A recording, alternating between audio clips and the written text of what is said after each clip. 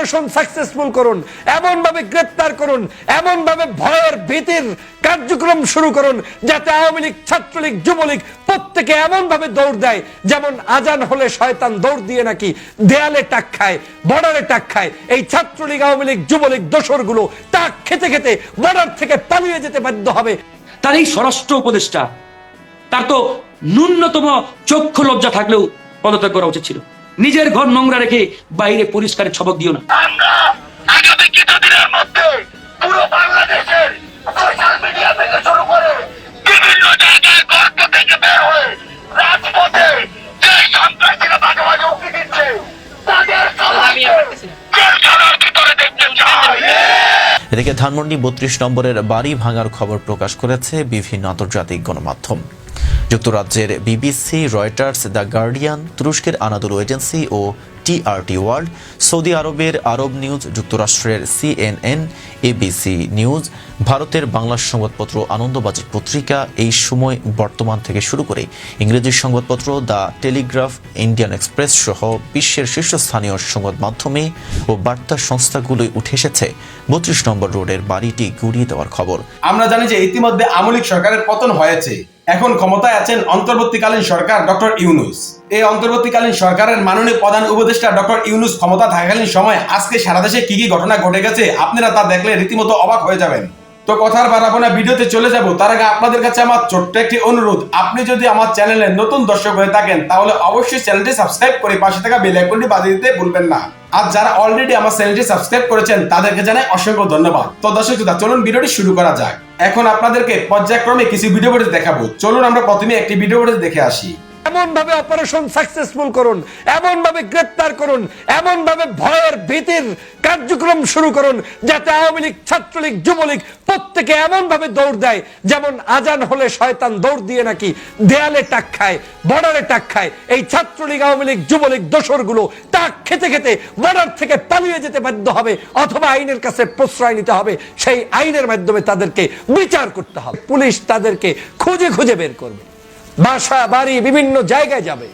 এ বাংলাদেশটা 5 তারিখ স্বাধীন করেছি আওয়ামী লীগের জন্য না, এ বাংলাদেশটা 5 তারিখ স্বাধীন করেছি আওয়ামী লীগের দোসররা প্রতিষ্ঠিত হবে সেজন্য নয়। এ বাংলাদেশটা 5 তারিখে স্বাধীন করেছি আওয়ামী লীগের সকল অপকর্ম, সকল ধরনের ষড়যন্ত্র নস্যাৎ করে নতুন বাংলাদেশ বিনির্মাণের জন্য, শহীদ হয়েছে নতুন বাংলাদেশ বিনির্মাণের জন্য। অতএব আমি স্বরাষ্ট্র উপদেষ্টাকে স্পষ্ট করে বার্তা দিতে চাই, আমাদের ভাইয়েরা আহত হবেন, নিহত হবেন, আর আপনারা বসে বসে চা খাবেন, কফি খাবেন, বেতন খাবেন, সেটার সুযোগ এই বাংলাদেশে দেয়া যাবে না, করা যাবে না। যে বাপের যে সন্তান, সে ওই সন্তানের যতটা কদর বোঝে অন্য লোকেরা বোঝে না। এই বিপ্লবের আন্দোলনকে যারা ক্যারি করতে জানে, যারা এই বিপ্লবকে নিজে ধারণ করেছে, তারাই এই বিপ্লবী সাথীদের আনন্দ, বেদনা, কষ্ট সব বুঝতে পারে। যারা এটা করে না তারা বুঝতে পারে না। আজকের আমি তাদের একজন কর্মী ছিলাম, আমি জানি যে এই বিপ্লবের চেতনা কি, এই বিপ্লবের কষ্ট কোথায়, এই বিপ্লবের বিজয়ের আনন্দটা কোথায়, এটা আমি জানি বিধায় আজকে বলেছি। একসাথে সাপ নিয়ে বিছনায় নিয়ে ঘুমাবেন, এটা এত ভদ্রতার দেশ এই বাংলাদেশ না। এ বাংলাদেশে এত কিছুর জন্য না। এ বাংলাদেশ হচ্ছে দিবেন থাকতে পারবেন, কায়দা মতো দিবেন থাকতে পারবেন, দিবেন না থাকতে পারবেন না। আমি ধন্যবাদ জানাই সামান্য আমার একটা পোস্টকে কেন্দ্র করে বাংলাদেশের যে সবাই জাগ্রত হয়েছেন। এটাই আমার ইচ্ছা ছিল। আমি আমার পোস্টে উল্লেখ করেছিলাম যে আমি স্বরাষ্ট্র উপদেষ্টা হতে চাই শুধু 3 দিনের জন্য। আমি স্পষ্ট করে বলেছি 3 দিন দায়িত্ব নিতে চাই, শুধুমাত্র 3 দিন দেখাবো যে আমি কি করতে চাই। আমার গাড়ি লাগবে না, আমার বাসা লাগবে না, আমার বেতন লাগবে না, কারণ আমি এখন কি খাই ওটাই আগামীতে খেতে চাই। কিন্তু আমি আমার এই রক্তের সাথে বেইমানি সহ্য করতে পারবো না, যে রক্তের জন্য লড়াই করেছি। ঠেলার নাম বাবাজি, আমরা এই বাক্যটি ছোটবেলা থেকে শুনে শুনে বড় হয়েছি, কিন্তু এই ঠেলা যখন প্রয়োগ করা না হয় তখন আর এই বাবাজি শব্দটা আসে না। ঠিক বাংলাদেশের ক্ষেত্রেও আপনারা জানেন যে পতিত স্বৈরাচার শেখ হাসিনা বাংলাদেশ থেকে পালিয়ে গিয়েছে, কিন্তু আমরা তাদেরকে সেই 6 মাস পর্যন্ত এখনো যুগোৎপদ কোনো ধরনের ঠেলা দিতে পারিনি। যেই ঠেলার মধ্যে ও মা ও মা ও আব্বা করে করে বাংলাদেশ থেকে পালাবে না, শুধুমাত্র বাংলাদেশের কোনো প্রান্তে এই আওয়ামী লীগের দোসরদেরকে খুঁজে পাওয়া যাবে না, ওই রকম একটা ঠেলা আমাদের খুবই দেওয়া দরকার ছিল। অবশেষে সরকার আজকে ঘোষণা করছে যে বাংলাদেশের গাজীপুর সহ সারা দেশে যৌথ অভিযান পরিচালনা করবে, যার নাম দিয়েছেন অপারেশন ডেভিল হান্ট। এই অপারেশন ডেভিল হান্ট আজকে রাত থেকে শুরু করবে এবং সারা বাংলাদেশে সকল নৈরাজ্য সৃষ্টিকারী আওয়ামী দোসর সহ সকল সন্ত্রাসী, সকল প্রকার অপরাধীকে তারা শনাক্ত করার চেষ্টা করবে এবং তাদেরকে গ্রেফতার করবে বা আইনের মাধ্যমে নিয়ে আসবে। বাংলাদেশের প্রিয় জনতা, আপনারা নিশ্চয়ই জানেন যে আপনি যখন কোনো জায়গায় যেখানে মুগুর প্রয়োজন হবে সেখানে মুগুর না দিয়ে আপনি যদি জায়নামাজ বিছিয়ে দেন তাহলে সেটা কখনোই শুভকর হবে না। এই বাংলাদেশে আওয়ামী লীগ হচ্ছে মুগুরের প্রাপ্তি। এই আওয়ামী লীগ হচ্ছে এমন একটি সংগঠন যেই সংগঠনকে আপনি 24 ঘন্টাই দৌড়ের উপরে রাখতে হবে। এই দৌড় ছাড়া এই সংগঠনটি কখনোই বাংলার জনগণের কল্যাণে আসবে না, কারণ এই সংগঠনের উপরে মানুষ এতটাই 16 বছর পর্যন্ত বিরক্ত হয়েছে, নির্যাতিত হয়েছে এই সংগঠন থেকে। এই সংগঠনের কর্মকাণ্ড যেভাবে সারা বাংলাদেশের প্রত্যেকটি জায়গায় ছড়িয়ে পড়েছে, গ্রাম গঞ্জ শহর সমগ্র জায়গায় সন্ত্রাসের সাথে ছাত্রলীগ আওয়ামী লীগ জড়িত, অপরাধের সাথে ছাত্রলীগ আওয়ামী লীগ জড়িত, চাঁদাবাজির সাথে ছাত্রলীগ আওয়ামী লীগ জড়িত। বাংলাদেশের প্রত্যেকটি পদে প্রান্তরে মানুষের দুর্নীতি, দুষ্কৃতি, অন্যায়, অবিচার, বেবিচার সব কিছু করেছে এই আওয়ামী লীগ। এখন এই সংগঠনটাকে এখন আপনি আদর যত্ন করবেন, সোহাগ করবেন আর আপনাকে সে ভালোবাসবে, এটা ভাবার কোনো সুযোগ নেই। আমি খুশি হয়েছি আজকের এই উদ্যোগে যে আজকে হয়তো তাহলে পিছন থেকে কিছু একটা ঢোকা শুরু হবে এবং সেই ঢোকার মধ্য থেকে বাংলাদেশের প্রত্যেকটি অঞ্চলে অবৈধ আওয়ামী লীগের রেখে যাওয়া সেই সন্তানরা দৌড়ের উপরে থাকবে। যদি এটা কায়দা মতো একটু দিতে পারেন তাহলে আমার বিশ্বাস যে বাংলাদেশের যে উদ্দেশ্যে 5ই আগস্ট সংগঠিত হয়েছে সেই উদ্দেশ্যটি বাস্তবায়িত হবে। আপনারা জানেন নিরপেক্ষতা কাকে বলে, আইন কাকে বলে। বাংলাদেশে 5 তারিখের আগ পর্যন্ত শেখ হাসিনা সমগ্র বাংলাদেশের জনগণের সাথে যুদ্ধ করেছে। দ্যাট মিনস ওই দিন ডিসাইডেড হয়েছে যে এই দেশে আমাদের বিরুদ্ধের শক্তি হচ্ছে আওয়ামী লীগ, শেখ হাসিনা এবং তার দোসররা। অতএব আমার শত্রুকে তো আমি নিরপেক্ষতার ছুতা দিয়ে, আমার আইনের ছুতা দিয়ে, ভদ্রতার ছুতা দিয়ে তাকে আমি পেলে পুষে দুধ কলা দিয়ে পাশে বসিয়ে রাখবো, সেই সুযোগের নাম বিচার ব্যবস্থা নয়। বিচার ব্যবস্থা সেটাই 5 তারিখ সারা বাংলাদেশের মানুষের উপরে যারা আক্রমণ করেছে, বাংলার মানুষের দায়িত্ব হচ্ছে এখন তাদেরকে বাংলাদেশ থেকে বিতাড়িত করা এবং বিতাড়িত করার মধ্য দিয়ে একটা সুশাসন প্রতিষ্ঠিত করা। আর সেজন্যই 5 তারিখ জনগণ অকুণ্ঠ সমর্থন দিয়ে ডক্টর মোহাম্মদ ইউনূসের এই সরকারকে বসিয়েছে। কিন্তু দুর্ভাগ্য হলেও সত্য, আমরা ভদ্রতা দেখিয়েছি, নম্রতা দেখিয়েছি, ভালোবাসা দেখিয়েছি। 6 মাস পর্যন্ত সরকার হয়তো পলিসি পরিবর্তন করে চেষ্টা করেছে যে এদেশে শেখ হাসিনা পালিয়ে গিয়েছে, কিন্তু সাধারণ যারা আছে তারা হয়তো ভদ্রভাবে বসবাস করবে, দরকার নাই অতটা তাদের উপরে চাপ প্রয়োগ করা। কিন্তু এই চাপ না প্রয়োগ করার কারণে আজকের বাংলাদেশের সমগ্র জায়গায় প্রতিটা মুহূর্ত তারা ষড়যন্ত্র করছে। তারা আপনাকে ঘুমাতে দিবে না। ঢাকার আজকের গাজীপুরের সাবেক মেয়র তিনি বলছেন যে ঢাকা শহরের কাউকে আমরা আর ঘুমাতে দেব না। সেই জাহাঙ্গীরের কত বড় স্পর্ধা। পুলিশের সাবেক আইজিপি আপনার জানেন যে সে কিভাবে বলছে যে বেনজির যে সারা বাংলাদেশে 90% পুলিশ থাকবে আওয়ামী লীগ সংগঠিত হলে তার মিছিলের সামনে। এখান থেকেই প্রতীয়মান হয় তাদের ষড়যন্ত্রের লেভেলটা আজ কোন জায়গায় গিয়ে পৌঁছে যাচ্ছে এবং পৌঁছে গিয়েছে বন্ধুরা আমার। সে কারণে আমি বারবার বলি, সাপের বাচ্চাও সাপ, এদেরকে কোনো অবস্থায় আপনি প্রশ্রয় দিতে পারবেন না। দিবেন তো আপনি ধ্বংস হয়ে যাবেন। আজকের এই অপারেশন যেটা শুরু হবে টুনাইট থেকে, আমি অবশ্যই সরকারকে ধন্যবাদ জানাই যে আপনি এই অপারেশন শুরু করছেন। তবে এটাও আমি মনে করি যে সত্যিকার অর্থে এটা একেবারে সম্পূর্ণ যে কার্যকরী হবে সেটা কিন্তু নয়, কারণ এটা নির্ভর করে একজন নেতার উপরে, নেতৃত্বের উপরে। আজকে স্বরাষ্ট্রমন্ত্রী সাহেব, আপনাকে আমি শ্রদ্ধা জানাই, সম্মান জানাই, ব্যক্তিগতভাবে আমার কোনো রেষারেষি নাই, কিন্তু আমার কেন জানি মনে হয়েছে গাজীপুরে যখন আমার ভাইয়েরা যারা আজকে দেশকে স্বাধীন করার জন্য লড়াই করেছে, সংগ্রাম করেছে, শহীদ হয়েছে, সেই সকল মানুষ দ্বারা যখন রাতের বেলা আওয়ামী লীগের লোকের দ্বারা মাইকে অ্যানাউন্সমেন্ট করে মায়ের খেতে হয়, মুমূর্ষু অবস্থায় থাকতে হয়, হসপিটালে থাকতে হয়, জীবন যুদ্ধ নিয়ে এখন তারা হসপিটালের বেডে কাতরাচ্ছে, এটা কোনোভাবে মেনে নেওয়া যায় না। তখন আমাকে আপনাকে বলতেই হবে যে আপনি পদত্যাগ করুন, দায়িত্ব আমাকে দিন। 3 দিন আমি দায়িত্ব চেয়েছি, যে 3 দিন যদি আমি দায়িত্ব পাই, আমি আবারও আজকে লাইভের এই বক্তব্য বক্তব্যে স্পষ্ট করে বলছি, 3 দিন দায়িত্ব নিয়ে আমি আপনার শুধুমাত্র সৌজন্য দায়িত্ব নিতে চাই। আবার আপনি এসে ওই চেয়ারে বসে যান, তাতেও আমার আপত্তি নেই। এই 3 দিনের মধ্যে বাংলাদেশের প্রত্যেকটি প্রান্তে প্রান্তে আওয়ামী লীগ কাহাকে বলে, কত প্রকার কি উদাহরণ সহ সৃষ্টি করে জাতির কাছে ওদের তালিকা প্রকাশ করে দিয়ে, এবং ওরা যারা যারা সন্ত্রাসী, চোর, চাঁদাবাজ, দুষ্ট লুকিয়ে আছে সবগুলো বের করা সম্ভব। আমি সমগ্র জেলায় জেলায় আমি রাস্তায় ঘুমাবো সিদ্ধান্ত নিয়েছি। আমি রাজপথে থাকবো, এটা মৌখিক কথা নয়, তাবু নিয়ে রাস্তায় থাকবো, গাড়ি নিয়ে আমার প্রোটেকশন যারা থাকবে তাদেরকে সাথে নিয়ে টুয়াইস ডিউটি আপনার ভাগ করে দিয়ে, কেউ দিনে কেউ রাতে, এভাবে করে কারো কষ্ট না হয় সেই অবস্থার মধ্য থেকে আমরা রাস্তায় ঘুমাবো। আমার বাসাবাড়ি হবে আমার ছাত্র জনতার যে ম্যাচ কটেজ, সেখানে থাকবো। যে বিজয়টা অর্জন হয়েছে 5 তারিখ, সে বিজয় যদি আমি রক্ষা করতে না পারি, তাহলে আমার এই ছাত্র জনতা রক্ত দিয়ে আমার দেশে কি কাজটা করেছে, তাদের উপকারটা কি হয়েছে? তারা আজকের শহীদ হয়েছে আমার দেশে আমাদের এই ছাত্র জনতার নতুন নতুন রক্ত ঝরানোর জন্য? তারা শহীদ হয়েছে আওয়ামী লীগ বাংলাদেশে খবরদারি করবে সেজন্য? মোটেও না। সে কারণে সিদ্ধান্ত নিয়েছি যে আমি রাস্তায় থেকে আপনাকে প্রমাণ করে দিব আমার যে কৌশলগুলো, সে কৌশলগুলো রপ্ত করে সমগ্র বাংলাদেশে আপনাদের নতুন কোনো একটা পরিবর্তন করে দেওয়া সম্ভব।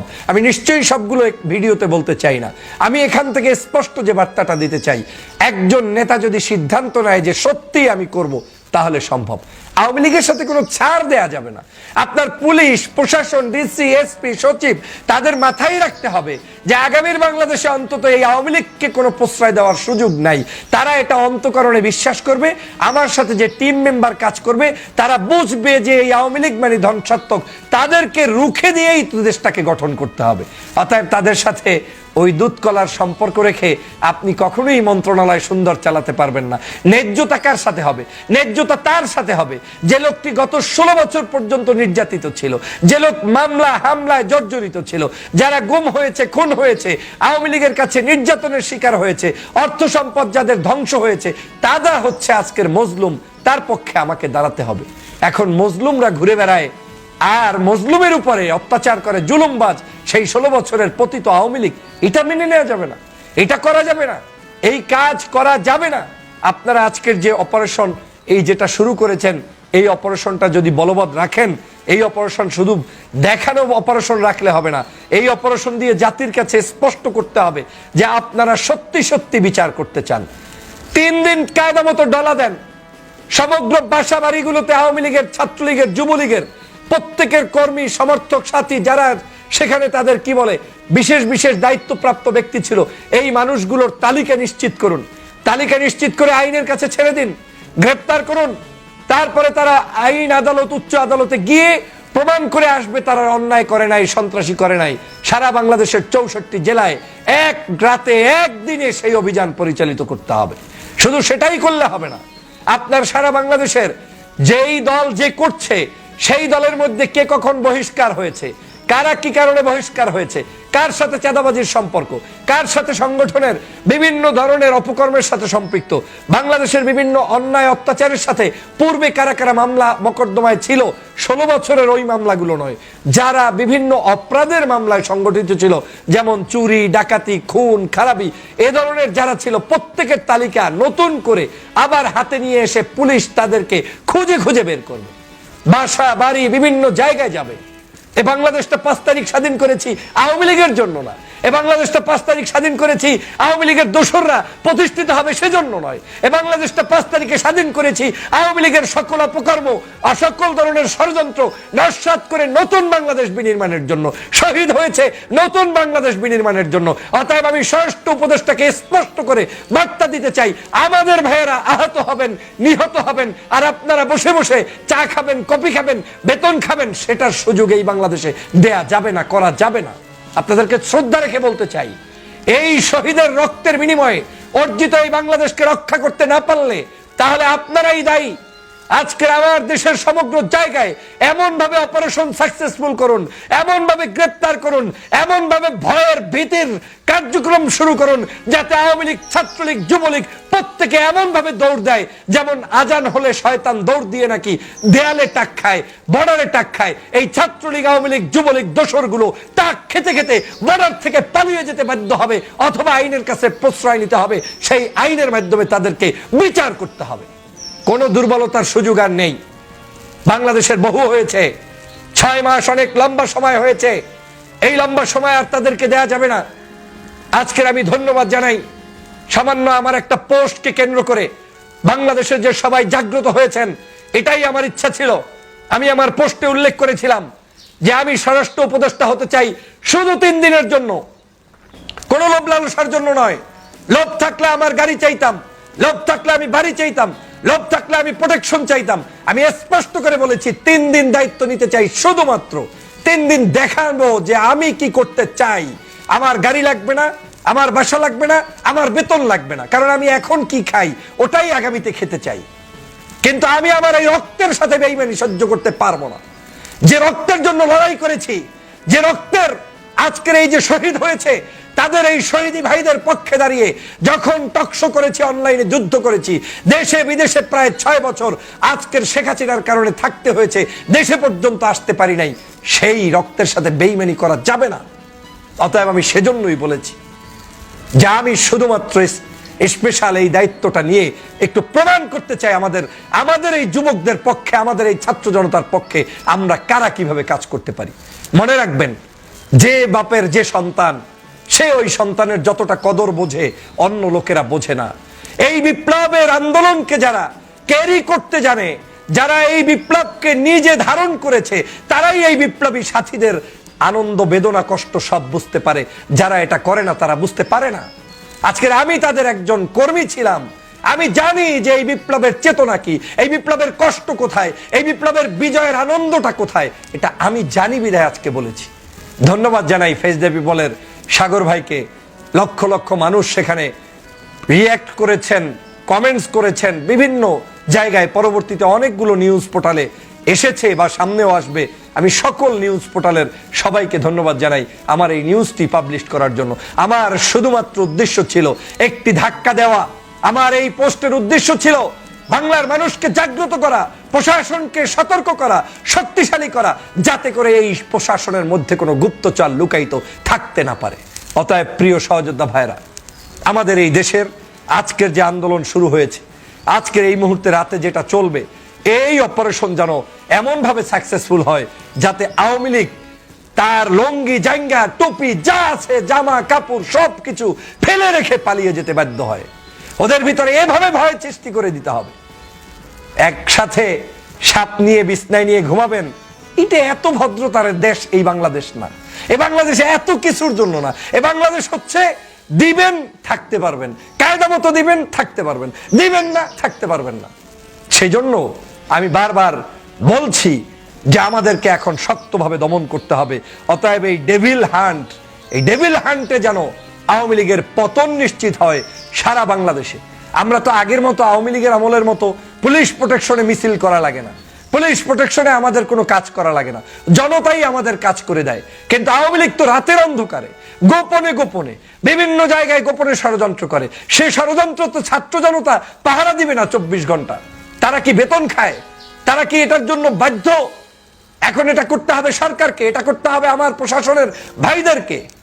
এবং আমি বিশ্বাস করি প্রশাসন যে লেভেল থেকেই থাকুক না কেন, কঠোরতা যদি একদম উপর লেভেল থেকে করা সম্ভব হয়, মোটিভেশন দিয়ে যদি জাগ্রত করা যায়, জাতিকে যদি উদ্বুদ্ধ করা যায়, তাহলে অবশ্যই সেখানে সত্যিকার অর্থেই বিজয় নিশ্চিত হওয়া সম্ভব এবং ওদেরকে দমন করা সম্ভব।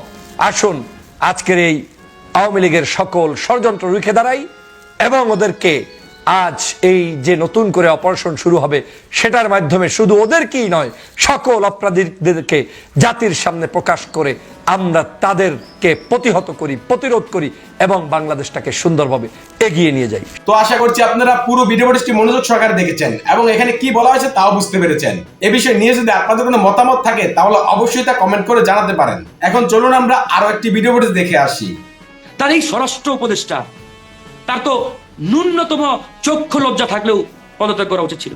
নিজের ঘর নোংরা রেখে বাইরে পরিষ্কারের ছবক দিও না। জনগণ আর বোকা নয়, আসল জায়গায় হাত দেন। আসল জায়গায় হাত দিয়ে অটোমেটিক্যালি ওই ফ্যাসিবাদের আস্তানাগুলো ভেঙে চুরমার হয়ে যাবে। একজন জীবন্ত মানুষ আপনার বেশি ক্ষতি করতে পারবে নাকি একজন মৃত মানুষ বেশি ক্ষতি করতে পারবে? একবারে পরিষ্কার যে মৃত মানুষ কখনোই আরেকজনের ক্ষতি করতে পারে না। ক্ষতি করলে জীবন্ত মানুষই করবে। এখন কথা হচ্ছে, আপনি ধরেন ফ্যাসিবাদের আস্তানাগুলো ভাঙছেন, কোনো আপত্তি নেই, আমার কোনো সিম্প্যাথি নাই, অনুকম্পা নেই, কোনো দুঃখ নেই, ভাঙুন। কিন্তু কথা হচ্ছে, আপনি জীবন্ত ফ্যাসিবাদের দোসরদের রেখে মৃত ফ্যাসিবাদের দোসরদের উৎখাতে আপনি একবারে যুদ্ধে নেমে গেছেন। আরেকদিকে জীবন্ত দোসরদের রেখে দিচ্ছেন, বড় বড় চেয়ারে বসাচ্ছেন, প্রমোশন দিচ্ছেন। তাহলে এর মাধ্যমে আপনি কোন ফ্যাসিবাদ মুক্ত বাংলাদেশ বিনির্মাণ করবেন বলেন তো? আজকে আমরা একটা বিষয় ধরতেই পারছি না। এই যে ধরেন 32 নম্বরে আমরা কেন ছাত্র জনতা সেখানে বিক্ষুব্ধ হয়ে গেলেন? বিকজ আওয়ামী দোসররা, আওয়ামী লীগের কমান্ডার খুনি হাসিনা দিল্লিতে বসে বাংলাদেশকে বেকায়দায় ফেলার জন্য যখন উস্কানি দিলেন, তখনই কিন্তু জনগণ বিক্ষুব্ধ হলো, ঠিক কিনা? কিন্তু এই জিনিসটা কেউ জানার চেষ্টা করে না যে হাসিনা দিল্লিতে পালিয়ে যাওয়ার পরেও কিভাবে, কোন কারণে বাংলাদেশকে বেকায়দায় ফেলার জন্য কিংবা বাংলাদেশকে অস্থিতিশীল করার জন্য এরকম উস্কানিতে লিপ্ত। মানে সে কোন জায়গা থেকে সাহসটা পাচ্ছে? সে তো নিশ্চয়ই কোনো না কোনো জায়গা থেকে একটা সাহস পাচ্ছে, ফুয়েল পাচ্ছে। ফুয়েল না পাইলে সে তো উস্কানি দেওয়ার কথা না। ওই ফুয়েলটা অ্যাকচুয়ালি কোন জায়গা থেকে আসছে, দ্যাট ইজ দ্য পয়েন্ট। সেই পয়েন্টটি খোঁজার কেউ চেষ্টা করছেন না আপনারা। সেই ফুয়েলটা কথা জানেন? সেই ফুয়েলটা বাংলাদেশে, সেই ফুয়েলের ট্যাঙ্কার বাংলাদেশে, সেই ট্যাঙ্কার এই সরকারের উপদেষ্টা পরিষদে। যখন আওয়ামী লীগ দেখতে পাচ্ছে বাংলাদেশের অন্তর্বর্তীকালীন সরকারে তাদের লোক রয়েছে, যখন আওয়ামী লীগ দিল্লিতে বসে দেখতে পাচ্ছে এই সরকারের হেডকোয়ার্টার অর্থাৎ সচিবালয়ে 90% কর্মকর্তা আমাদের অর্থাৎ আওয়ামী লীগের, তখন আওয়ামী লীগ উস্কানি দেওয়ার ফুয়েল পাচ্ছে। যখন আওয়ামী লীগ ওই দিল্লিতে বসে দেখতে পাচ্ছে এই সরকারের পুলিশ বাহিনীতে 95% পুলিশ অফিসার আমাদের, তখন তারা দিল্লিতে বসে ফুয়েল পায় আর বাংলাদেশকে বেকায়দায় ফেলার ষড়যন্ত্র করে। এখন আপনি ওই ফুয়েলের ট্যাঙ্কার না ভাঙার জন্য বা ওই ফুয়েলের ট্যাঙ্কার ভাঙার বিষয়ে আপনার কোনো বক্তব্য নেই, কর্মসূচি নেই, কোনো উদ্যোগ নেই। আপনি কি করছেন? ওই ইট কনক্রিটের মরা ফ্যাসিবাদের আস্তানাগুলো ভাঙার জন্য গ্রেড। আমি বলছি না যে ওটার বিরুদ্ধে আমি, ভাঙেন, কিন্তু তার আগে জীবন্ত ফ্যাসিবাদের দোসরদের ভাঙেন, তাদের বিতাড়িত করে, উৎখাত করেন। আওয়ামী লীগ যে কারণে বাংলাদেশকে বেকায়দায় ফেলার ফুয়েল পাচ্ছে, সাহস পাচ্ছে, দুঃসাহস দেখাচ্ছে, সেই দুঃসাহসের আস্তানাগুলোকে ভাঙেন। সেটা না করে আপনারা করছেনটা কি? এই জায়গায় আমাদের আপত্তিটা। এই জিনিসটা খালি চোখে অনেকে বুঝবেই না। আমরা এরকম বক্তব্য দিলে অনেকেই মনে করে আপনাদের জ্বলে কেন? আরে ভাই, আমাদের জ্বলবে কেন? ফ্যাসিবাদের দোসরদের নিয়ে কি ফ্যাসিবাদ মুক্ত বাংলাদেশ বিনির্মাণ করবা তোমরা? সেই জায়গায় আমাদের আপত্তিটা। এই সরকারের উপদেষ্টা পরিষদ থেকে আজ পর্যন্ত এই বৈষম্য বিরোধী আন্দোলন আর নাগরিক কমিটি কেন ফ্যাসিবাদের দোসরদের উৎখাত করতে পারে নাই? তাদের কোনো দৃশ্যমান কর্মসূচি নাই কেন? তারা বলতো যে আসেন আজকে আমরা আগামীকাল সকাল 10টায় যমুনাতে যাব, এই সরকারের উপদেষ্টা পরিষদ থেকে ফ্যাসিবাদ এর দোসর যারা আছে তাদেরকে আমরা উৎখাত করবো, বিতাড়িত করবো, পদত্যাগ করতে বাধ্য করবো। ঘোষণা দিক। আমি ফারুক হাসান চ্যালেঞ্জ দিয়ে বলছি, সবার আগে তাদের সামনে থাকবো, আমি তাদের পক্ষে দাঁড়াবো। ঘোষণা দিক। মানে তারা কি জানেন? ওই গাছের পাতাটাও খাবে, নিচেরটাও কুড়াবে, দুই দিকে। তারা একাধারে সরকারি দল, একাধারে বিরোধী দল, পুরো ফিল্ড তাদের পকেটে। এর চাইতে ভণ্ডামি আর কি আছে বলেন? সচিবালয়ে আগুন দেওয়া হচ্ছে, এই আগুনের রহস্য আজ পর্যন্ত বের করা হয় নাই। একটা মেরুদণ্ডহীন কমিটি করে দিয়েছিল, কয়েকদিন পরে কমিটি রিপোর্ট দেয় শর্ট সার্কিট থেকে আগুন। আমরা সচিবালয়ে যাই মাঝে মধ্যে, কথা হয়তো বলে ভাই সচিবালয়ের ইতিহাসে এরকম আগুন একসাথে দুটা স্পটে কখনোই লাগে নাই, তাও আবার ইন্ডিকেট করে টার্গেট করে তরুণ উপদেষ্টাদের দপ্তরগুলোতে লাগানো হয়েছে। আর এরা বলে short circuit. What is stupidity. তারা আসল রহস্যটি বের করতে চায় না, বিকজ আসল রহস্যটি বের করতে হলে বা বের করতে গেলে হয়তো অনেকেরই প্যান্টের গিটটি খুলে যাবে, এই জন্য চাচ্ছেন। ভাই আমরা তো বলছি আসল জায়গায় হাত দেন, আসল জায়গায় হাত দিয়ে অটোমেটিক্যালি ওই ফ্যাসিবাদের আস্তানাগুলো ভেঙে চুরমার হয়ে যাবে। বোল্ডুজার নিয়ে যাওয়া লাগবে না, অটোমেটিক্যালি মাটির সাথে মিশে যাবে। আওয়ামী লীগ ইন্ডিয়ায় বসে দুঃসাহস দেখাচ্ছে কি কারণে? আপনার কারণে, তাদের কারণে, সরকারের কারণে। কেন পত্রিকায় আসেনি? এই সরকারের সবচেয়ে বড় খুনি হাসিনার পরে যার অবস্থান, ওবায়দুল কাদের 3 মাস বাংলাদেশে আত্মগোপনে ছিলেন। গোয়েন্দারা নাকি খুঁজেই পাইনি, পুলিশ বাহিনী তারা দেখতেই পাইনি। তার এই স্বরাষ্ট্র উপদেষ্টা, তার তো ন্যূনতম চক্ষু লজ্জা থাকলেও পদত্যাগ করা উচিত ছিল। যে ওবায়দুল কাদের মতো একটা ব্যক্তি 3 মাস দেশে থাকার পরেও আমি তাকে ধরতে পারি নাই, বহাল তবিয়তে। এ বিষয়ে এই বৈষম্য বলেন, উপদেষ্টারা বলেন, কেউ বক্তব্য দিচ্ছে? নাগরিক কমিটি কেউ কথা বলছে? বলে নাই। ভাই আগে এগুলো ঠিক করেন, এগুলো ঠিক না করে আসলে কি করবেন?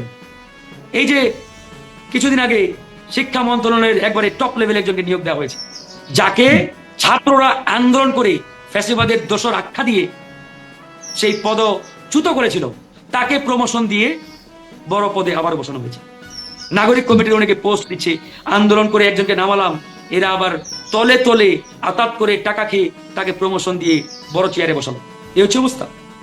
মানে আওয়ামী দোসরদের বড় বড় চেয়ারে বসাচ্ছে, আর একদিকে বলছে কি আমরা আওয়ামী লীগের আস্তানা রাখবো না, ভেঙে চুরমার করে দেব। আরে ভাই, ঘরে আওয়ামী দোসর রাইকা ওই বাইরে গিয়ে হাক ডাক দিলে হবে? আগে ঘর পরিষ্কার করো, ঘর ঠিক করো, ঘর ক্লিন করো। তোমাদের ঘরে নোংরা আছে, নিজের ঘর নোংরা রেখে বাইরে পরিষ্কারের ছবক দিও না।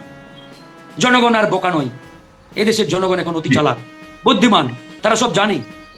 ধন্যবাদ। আমরা এই জন্যই সত্য কথাগুলো তুলে ধরার চেষ্টা করি। ভেঙে দিয়েছেন, ভেঙে ফেলেন।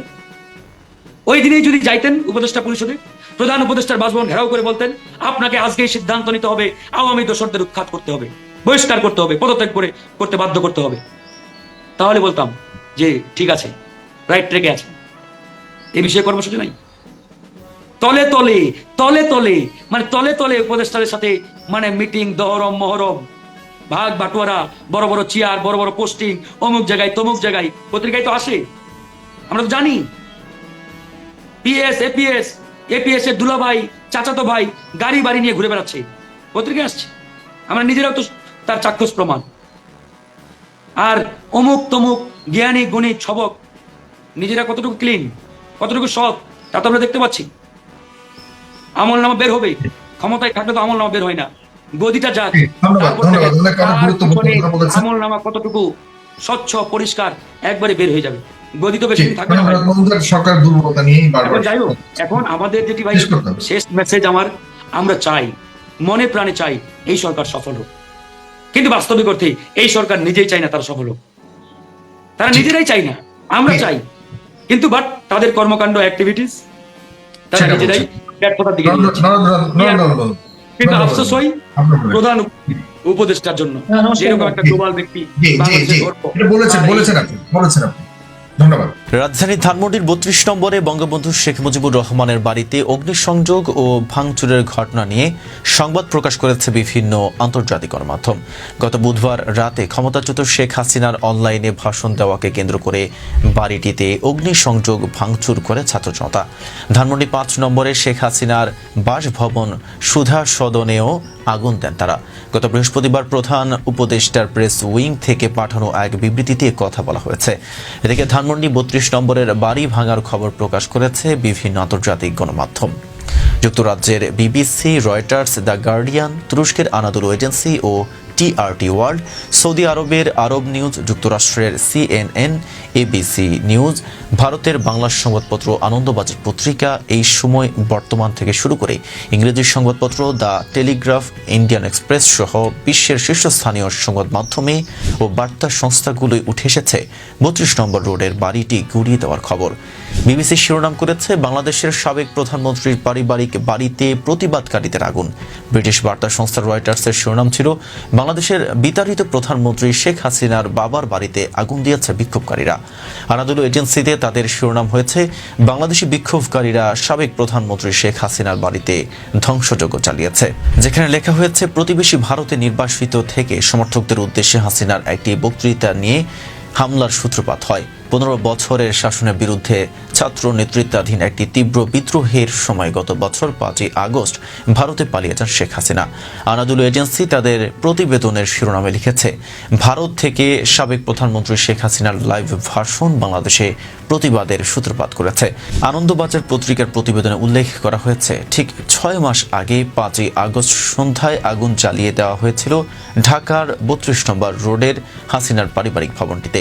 টিকে ছিল কংক্রিটের কাঠামোটুকু। ধানমন্ডি 32 নম্বরের ঘটনা নিয়ে ভারতের বাংলা সংবাদপত্র বর্তমানের প্রথম পাতায় একটি প্রতিবেদন প্রকাশিত হয়েছে। তারা শিরোনাম করেছে, নতুন বাংলাদেশ গুড়িয়ে দেওয়া হলো বঙ্গবন্ধুর বাড়ি।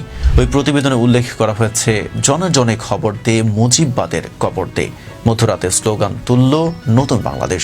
বুলডোজার মিছিল করে ভেঙে গুড়িয়ে দেওয়া হয়েছে 32 ধানমন্ডির বঙ্গবন্ধুর ভবন। শেখ হাসিনা তখন দিল্লিতে বসে ভার্চুয়াল মাধ্যমে বার্তা দিচ্ছেন সমর্থকদের। দ্য ইন্ডিয়ান এক্সপ্রেসের এক প্রতিবেদনে লেখা হয়েছে, বিক্ষোভকারীদের একটি বড় দল বুধবার শেখ মুজিবুর রহমানের 32 নম্বর বাড়িতে ভাঙচুর চালায় এবং আগুন ধরিয়ে দেয়, যে সময় তার কন্যা পদচ্যুত প্রধানমন্ত্রী শেখ হাসিনা অনলাইনে বক্তৃতা দিচ্ছিলেন। দ্য টেলিগ্রাফ সংবাদপত্রের প্রতিবেদনে অনুযায়ী বাংলাদেশি গণমাধ্যমে প্রকাশিত খবরে বলা হয়েছে, কিছু হামলাকারী, যাদের মধ্যে বেশিরভাগই যুবক ছিলেন, ঐতিহাসিক ল্যান্ডমার্ক ও ঐতিহ্যবাহী স্থান হিসেবে বিবেচিত ওই ভবনের গেট ভেঙে ভেতরে ঢুকে পড়ে। পুরো বাড়িতে আগুন ধরিয়ে দেওয়ার আগে ভবনে থাকা একটি স্মৃতিসৌধ ভাঙচুর করে তারা। এতদিন একটা দল বলছে, এখন বলছে 5%। নাম জানতে চাইছেন না ভাই? কিছুদিন পর নাম বলে দিব, একদম কেন্দ্রীয় কমিটি ধরে ধরে নাম বলবো। আওয়ামী লীগের কোন কেন্দ্রীয় কমিটির কাকে কাকে বাড়িতে কোন দলের কারা কারা আশ্রয় দিয়ে রাখছিল, এখনো রাখছে, ভবিষ্যতে রাখার পরিকল্পনা করছে, কত টাকার বিনিময়ে, কত ক্ষমতার বিনিময়ে, কোন নেগোসিয়েশনে, ইচ এন্ড এভরিথিং বলা হবে। আমার মনে হলো যে সবকিছু খুব পার্সোনালি নিয়েছিল আর কি, এই জন্য খুব পার্সোনালি অ্যান্সার দিল। যাই হোক, সমস্যা নাই, ব্যক্তিগতভাবে নিতেই পারে, কিন্তু আমার কথা কোনোটাই ব্যক্তিগত ছিল না।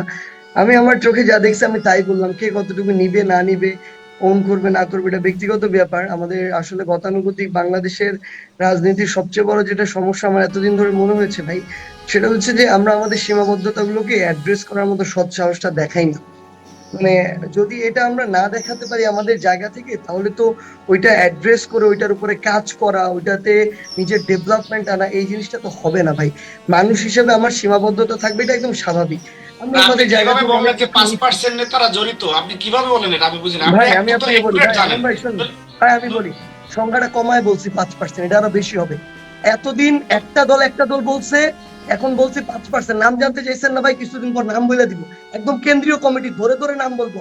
আওয়ামী লীগের কোন কেন্দ্রীয় কমিটির কাকে কাকে বাড়িতে কোন দলের কারা কারা আশ্রয় দিয়ে রাখছিল, এখনো রাখছে, ভবিষ্যতে রাখার পরিকল্পনা করছে, কত টাকার বিনিময়ে, কত ক্ষমতার বিনিময়ে, কোন নেগোসিয়েশনে, ইচ এন্ড এভরিথিং বলা হবে। কোনো চিন্তার কোনো কারণ নিয়ে আসেন, আমরা দেখি। শেষ করি, কথার মাঝে কথা বলতে হয় না। আপনার কথার মাঝে আমি একটা কথা বলি নাই। আর আরেকটা জিনিস ভাই, আরেকটা না, আপনি আপনার সময় আবার বলবেন, সমস্যা নেই ভাই। আরেকটা জিনিস ভাই, একদম ক্লিয়ারলি বলি ভাই, এগুলো বললেন না, মানুষজন খুবই লজ্জা পায় ভাই এগুলো শুনলে, যে কয়েকজন শহীদ হয়েছে তার মধ্যে 5-6 জন বিএনপি শহীদ। মানুষ খুবই লজ্জিত হয়, হাসাহাসি করে। আপনারা অনেক বড় দল, আপনাদের প্রতি আমাদের সেই রেসপেক্ট আছে।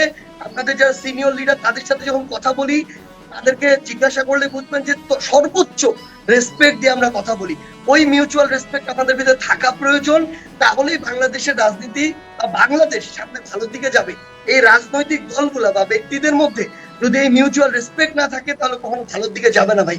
কিন্তু যখন আপনি ওই ক্লাস 6-7 এর একটা ছেলেকে ওই লিস্টে আপনার ঢুকায় দিবেন, তারপরে বলবেন বিএনপির, বা এমন একজনকে ঢুকায় দিবেন যার পরিবার জামায়াতের সাথে সম্পৃক্ত, এটা দিয়ে প্রকাশ করবেন এবং এটা বলবেন, মানুষজন হাসাহাসি করবে। এগুলো বলবেন না ভাই। আমরা যদি এরকম বলি ভাই, আমরা 20 তারিখে 20 জুলাই আমরা সরাসরি আপনাদের হাইকমান্ডের সাথে যোগাযোগ করছিলাম ভাই, যে আমরা বড় কিছু ভাবতেছি, খুনের পর খুন হচ্ছে। আমাদেরকে বলা হয়েছিল আমরা এখনো শেখ হাসিনার পতন নিয়ে ভাবছি না, এভাবে বলা হয়েছে ভাই 20 জুলাইয়ের দিকে। তো এগুলো আপাতত বললেন না ভাই, আমরা বলা শুরু করলে অনেক কিছু বলে ফেলবো।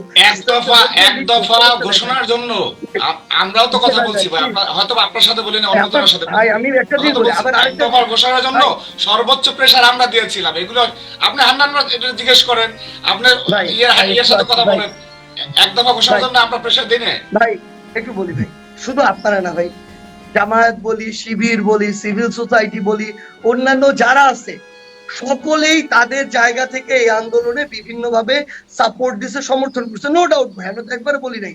আপনি একটু আগে বললেন 16 বছর অস্বীকার করতেছি, না ভাই আমি কিন্তু এটা বলি নাই। আমরা আমাদের জায়গা থেকে যেটা বলছি যে 16 বছরে সবার আলাদা আলাদা স্ট্রাগল ছিল, এটা আমরা স্বীকৃতি দেই। আমরা যে একটা ঘোষণাপত্রে রাফ করছিলাম সেখানেও এটা ছিল ভাই, নো ডাউট, কোনো সমস্যা নাই। বাট ফ্যাক্ট হচ্ছে আমাদের জায়গা থেকে 16 বছরে যে জিনিসটা হয় নাই ভাই, 36 দিনে একটা ওই তরুণ সমাজ বলেন, ছাত্ররা বলেন, যাই বলেন না কেন, 36 দিনে তারা সামনে থেকে, পিছনে সবাই ছিল, দ্বিমত নাই, কিন্তু তারা সামনে থেকে 36 দিন এটা করছে, এটা স্বীকার করার মতো এবং তাদের প্রতি ওই রেসপেক্টটা শো করার মানসিকতা আমাদের থাকতে হবে। এবং এটা তো আমরা আমরা আমাদের জায়গা শতভাগ থেকে স্বীকার করি always- ভাই, কি বলেন এটা তো ভাই, please, ইসমাইল সম্রাটের বক্তব্য ছিল ওইটা, আমি তো আপনি বলি নাই। আপনাদের সেই আপনারা জাতীয় বীর, ভাই, আপনি আপনারা অবদান রাখছেন, প্রথম মাসে এটা আমরা স্বীকার করি ভাই। ফ্লোটা হারাই।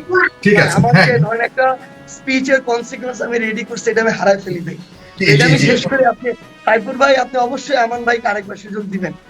জি, আচ্ছা, জি। তো যেই জায়গা থেকে ভাই বলছিলাম যে মানে এই যে বিষয়গুলা সবার কন্ট্রিবিউশন না হইলে ভাই, আপনি যে বললেন একজন রিক্সা চালক সে রাস্তায় না নামলে এই আন্দোলন সফল হইতো না ভাই। সবাই নামছে, গার্মেন্টস কর্মী থেকে শুরু ইচ এন্ড এভরিওয়ান, এই জন্য সফল হয়েছে। বাট এখন এটার গড়ার জন্য আবার সবার কন্ট্রিবিউশন দরকার। এইখানে কন্ট্রিবিউশনটা এখন নাই, কমে গেছে। কেন কমে গেছে? আমরা এখন ব্যক্তি স্বার্থ নিয়ে ব্যস্ত হয়ে গেছি। আমাদের কাছে প্রত্যেকদিন 50% টাইম আমাদের নষ্ট হয় শুধুমাত্র ব্যক্তিগত সুপারিশ শুনতে গিয়ে, আমরা পাত্তা দিই না। কিন্তু যদি না শুনেন গালি দিবে, এর পিছনে আন্দোলন করলাম, এখন আমার কথা শোনে না। তো এই যে ব্যক্তি কেন্দ্রিক কিংবা গোষ্ঠী কেন্দ্রিক স্বার্থটা, এটার প্রাধান্যটা বেশি হয়ে গেছে। আর ভাই আরেকটা কথা, আপনি একটু আগে বলছেন ভাই, আমি শতভাগে একমত। এখন আবার চাঁদাবাজি শুরু হয়েছে, বেশি পরিমাণ শুরু হয়ে গেছে ভাই, আবার দখলদারিত্ব শুরু হয়েছে। ওই দিন কেরানীগঞ্জ গেছি, কেরানীগঞ্জে বলছে আগে প্লট গুলা যে মানুষ কিনতো, ফ্ল্যাট কিনতো, যত টাকা চাঁদা দিতে হইতো এখন আরো বেশি দিতে হইতেছে, এগুলো আরো বেশি পরিমাণে শুরু হয়েছে ভাই। আমার কিছু বলা লাগবে না, ব্যক্তি স্ট্যাটাসে বলার দরকার নেই ভাই। আপনি আপনার এই জায়গাটা দেখে একজন নিউট্রাল মানুষের কাছে জানবেন কারা এগুলা করছে। যদি আমার নাম বলে ভাই তাহলে আমি মেনে নিব, কিন্তু আপনি জানার চেষ্টা করবেন যে কারা এগুলা করছে। সাধারণ মানুষ খুব ভালো করে জানে কারা এগুলা করছে। আমরা শুধু যে জিনিসটা চাই এটা না, এটা তো সামগ্রিক ভাবে আমাদের সবার উপরে এটার ইম্প্যাক্ট করতেছে, পুরো রাষ্ট্রের উপর ইম্প্যাক্ট করতেছে। আমরা আমাদের জায়গা থেকে আপনাদের কাছে, পুরো দেশের মানুষের কাছে ভাই একটাই জিনিসই চাওয়া, এই যে ক্ষমতার যে জিনিসটা, ক্ষমতা বাদ দিলাম ভাই, আমাদের জীবনই কখন চলে যাবে আমরা জানি না। আমরা এখন ধরেই নিচ্ছি। আজকে দেখেন ওই যে গাজীপুরে গুলিটা করলো মাগরিবের পরে, আমাদের সেই জায়গায় তো ওর থাকার কথা ছিল, ইমার্জেন্সি মিটিং এর কারণে ঢাকা আমরা চলে আসছি। হয়তো সেটা আমাদেরকে টার্গেট করে হতে পারতো, আমাদেরই ভাই। একটু স্পষ্ট করে বলি, সেখানে আমাদের ছাত্র দলের ভাইরা আসছিল গাজীপুরে, আজকের ওইখানে একাত্মতা ঘোষণা করছে। বিএনপির ভাইরা কয়েকজন আসছিল, একাত্মতা ঘোষণা করছে। জামায়াত শিবিরের ভাইরা আসছিল, ইসলামী আন্দোলন বাংলাদেশের ভাইরা আসছিল। সো এই যে বিষয়টা, আমরা যেটা ভাই কন্ট্রিবিউশন, সেটা অস্বীকার কেন করবো? এইটুকু সৎসাহস আমাদের কেন থাকবে না? আমরা সেটা স্বীকার করি। কিন্তু এই যে আমরা সংস্কার চাচ্ছি, আমরা যে রাষ্ট্রকে প্রত্যাশিত জায়গায় দেখতে চাচ্ছি, এটার জন্য আবার সহযোগিতা প্রয়োজন। দেখেন, ধরে এটার নিলাম পেছনে যে উদ্দেশ্য সেটা নিয়ে সবচেয়ে বেশি প্রশ্ন তুলছে সাজিদ আলম। যদি বলি, তাদের আশঙ্কা হলো এই ধরনের বিষয়গুলিকে আপনারা পুঁজি করে হয়তো ক্ষমতায় থাকার বা এই সরকার ক্ষমতায় থাকার যে দীর্ঘায়িত করবার একটা প্রচেষ্টা হতে পারে। এটাই ভাই একটা জিনিস শুধু বলি ভাই, ডক্টর ইউনূস 2টা টাইম ফ্রেম দিছিল, এ বছরের শেষ, নেক্সট ইয়ারের মাঝামাঝি। আবার ডক্টর ইউনূস কয়েকদিন আগে, 2-1 দিন আগে আবার একটা টাইম ফ্রেম দিল, এ বছরের শেষ। আপনি শুধু একটা জিনিস বলেন, বৈষম্য বিরোধী ছাত্র আন্দোলন কিংবা জাতীয় নাগরিক কমিটির জায়গা থেকে অফিসিয়ালি এটার বিপক্ষে একটা স্টেটমেন্ট গেছে যে না, এই বছরের শেষে হওয়া যাবে না, আরো 1 বছর পরে হইতে হবে। স্টেটমেন্ট যায়নি, কিন্তু এই চিত্র তো দেখা যাচ্ছে না যে আপনারা সংস্কার শুরু করেছেন, সেটা আগামী এই সময়ের মধ্যে শেষ করতে পারবেন, যেটি গত 6 মাসে দেখা যায়নি। আগামী 7-8 মাসে এগুলি কমপ্লিট করতে পারবেন, এরকম আস্থা তো রাখা যাচ্ছে না। ভাই একটা জিনিস আমি বলি ভাই, সরকার, আমরা কখনো প্রত্যাশাই করি না যে যে সংস্কারগুলো এই মুহূর্তে বাংলাদেশের প্রয়োজন তারা 6 মাস বা 1 বছরে করে যাবে, এটা সম্ভব না ভাই। আমরা আমাদের জায়গা থেকে বিগত 6 মাসে এরকম স্ট্রং ভয়েস দিয়ে কথা বলি নাই, কারণ পুরো একটা রেজিমকে আগে ভাঙতে হয়েছে, এরপরে সেটাকে ধীরে ধীরে গড়তে হয়েছে। আমরা মনে করি এই যে সুপ্তাবস্থা, এটা 6 মাসে শেষ। আমরা মনে করি এখন আমাদের ভয়েস রেজ করতে হবে এই কারণেই, কোনো না কোনো ভাবে অভ্যুত্থানের সামনের সারিতে নেতৃত্বে থাকার কারণে এই সরকারের ব্যর্থতা কিংবা সফলতা দুইটারই দায়ভার আমাদের উপরে কিছু না কিছু আসে। আমরা আমাদের জায়গা থেকে চাই যে ফোর্স ক্রিয়েট করে হোক, চাপ দিয়ে হোক, বিগত 6 মাসে আমার 24 জন উপদেষ্টা এরকম 24টা কাজ করুক, যেটা আমি আগামী যতদিন বাঁচবো অন্তত গর্ব ভরে করতে বলতে পারবো যে এরকম একটা সুযোগ পেয়েছিল, এই কাজটা হয়েছে। এই জন্য আমাদের জায়গা থেকে হয়তো এই 6 মাসে বা 1 বছরে বা 1.5 বছরে সবকিছু হবে না, স্বাভাবিক। যতটুকু হবে ততটুকু তো আমরা আমাদের জায়গা থেকে করতে চাই। এটা তো এই অভ্যুত্থানের আকাঙ্ক্ষা ছিল। আমাদেরও তো আমাদের জায়গা থেকে এই মানুষগুলোর সামনে গিয়ে দাঁড়াতে হবে যারা আমাদের ডাকে আন্দোলনে নেমেছিল। সেই চাওয়া থেকে ভাই, যেমন এখন আমান ভাইরা কিংবা সম্রাট ভাই কিংবা মারুফ ভাই বা যারাই আছেন এখানে, সবাই যেমন তাদের জায়গা থেকে সরকারের যৌক্তিক সমালোচনা করছেন, এটা করছেন ভাই প্রত্যাশার জায়গা থেকে। অভ্যুত্থানের যে প্রত্যাশা, আমরাও সেটা থেকেই করছি, এই কারণে যৌক্তিক সমালোচনা করছি। কিন্তু ভাইদের সাথে আমরাও এই জায়গায় একমত। আজকে রিজভী সাহেব এই কথা বলেছেন যে সরকারকে আমাদের সামগ্রিক বাংলাদেশ রাষ্ট্রের স্বার্থের জন্যই টিকিয়ে রাখতে হবে। তো সেই জায়গায় আমাদের সমালোচনাও ততটা যৌক্তিক হওয়া প্রয়োজন, যতটা যৌক্তিক হওয়া উচিত, যতটা প্রাসঙ্গিক। করার জন্য করবো এমনটা না। আজকে আমাদের মনে হয়েছে আমরা 10টা জায়গায় দৌড়া এরকম একটা অ্যাকশন টিম করা প্রয়োজন অনুভব করেছি বলে আমরা দৌড়েছি। এটার জন্য ব্যক্তিগত আমাদের কোনো স্বার্থের জায়গা নেই। তো ভাই সামগ্রিকভাবে শুধু একটাই চাওয়া, আমাদের যৌক্তিক সমালোচনা থাকবে, কিন্তু এটা যেন কাদা ছোড়াছড়ির পর্যায়ে না যায়। আমাদের যৌক্তিক সমালোচনা থাকবে, এটা যেন খুব রেডিকাল না হয়, মানে এক লাইনে একটা কথা বলে দিলাম আর কি, এরকম যেন না হয়। আমাদের বাস্তবতা একটু চিন্তা করতে হবে। বাইরে থেকে বলা আর সিস্টেমের ভিতর থেকে ওয়ার্ক করানো দুটো এক জিনিস না। সামগ্রিকভাবে একটা জিনিসই চাচ্ছি, আমি বিএনপি হই, আমি জামায়াত হই, আমি ইসলামী আন্দোলন বাংলাদেশ হই, আমি নতুন ছাত্রদের রাজনৈতিক দল হই, দিন শেষে এই যে এত মানুষ জীবন দিল, রক্ত দিল, ভাই আমাদের সবার চোখের সামনে দিচ্ছে।